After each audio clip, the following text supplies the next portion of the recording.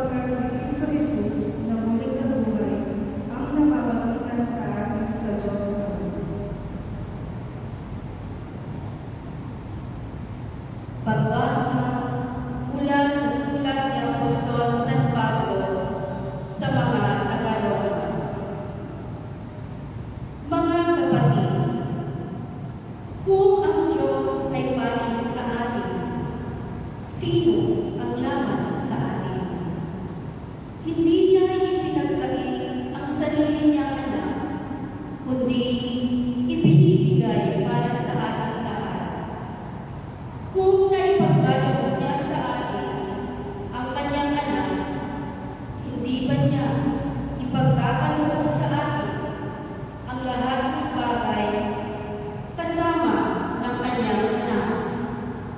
Sino ang maghaharap ng sakdal laban sa mga hinirang ng Diyos? Gayong ang Diyos ang nagpapawalang sala sa kanila. Sino nga ang hahabol ng kaparusahan? Si Kristo Jesus ba nasa kanan ng Diyos? Siya pa ba ang namatay at muling binuhay at ngayon namamagitan para sa atin? Sino ang makapaghihiwalay sa atin sa pagmamahal ni Kristo? Ang paghihirap ba? Ang kapighatian? Ang pag-uusig? Ang gutom? Ang kahubaran? Ang panganib? O ang taba? Hindi. Ang lahat ng ito'y kayang-kaya nating pagtagumpayan sa pamamagitan niya na nagmamahal sa atin. Sapagkat natitiyak mo ang kamatayan, ang buhay, ang mga anghel, ang mga pamumuhan, ang mga bagay sa kasalukuyan, ang mga bagay na darating, ang mga kapangyarihan, ang kataasan, ang kalaliman, o ang alinmang nilalang ay hindi makapaghihiwalay sa atin sa pag-ibig ng Diyos. Pag-ibig na ipinalaman niya sa atin sa pamamagitan ni Kristo Jesus na ating Panginoon. Ang salita ng Diyos. Salamat sa Diyos.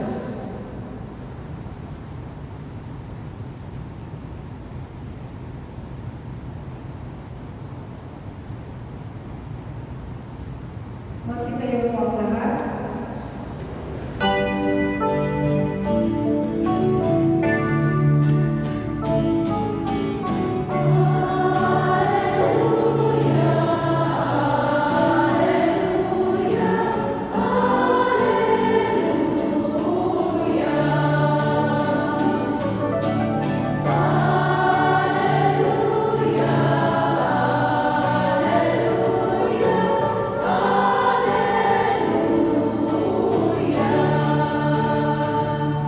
Halina ang inyong kamtan, ang langit na kaharian, pamana ng amang mahal.